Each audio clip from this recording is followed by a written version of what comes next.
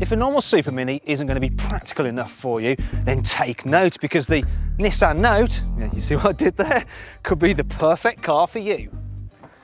The tall body means there's absolutely acres of headroom. There's even enough for someone like Peter Crouch. Now, you might find knee room a bit limited, but you can slide the rear seats back. Then even he'd be able to stretch out his long, lanky, spindly legs. But if you need more boot space, you can just slide them forward again. But the Note's load area isn't only well sized, it's also very flexible.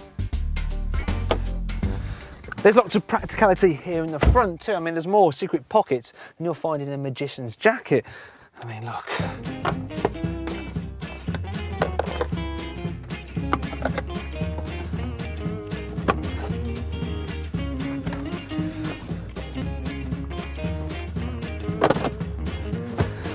And in the air-conditioned glove box, there's room for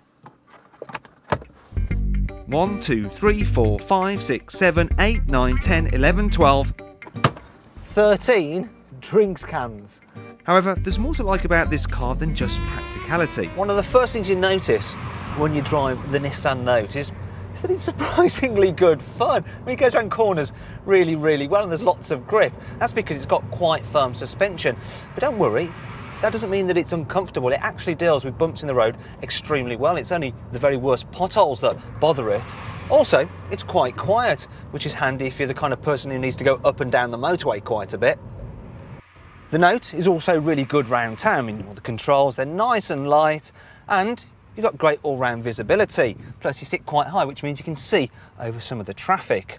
And because it's very narrow, it's really easy to fit through tight gaps, and I'll just demonstrate that here. You have to excuse me, I'll just put in this wing mirror and I'll get that one in.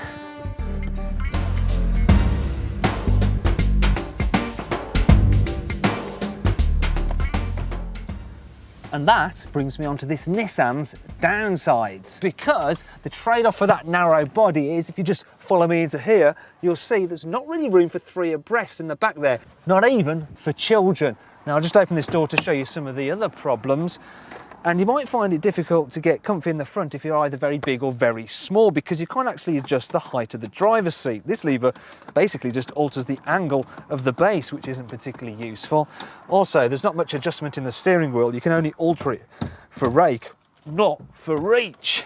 And I have to say that some of the spec levels are a little bit mean. For instance, you have to go to the mid-spec car if you want air conditioning, and you only get ESP anti-skid control on the very top spec model. And finally, while the Note is extremely well built, some of the plastics feel a little bit cheap. But you might be willing to overlook these shortcomings if you're after a car that offers you something more than a Super Mini, or won't be too much of a shock to the system if you're having to downsize from something larger.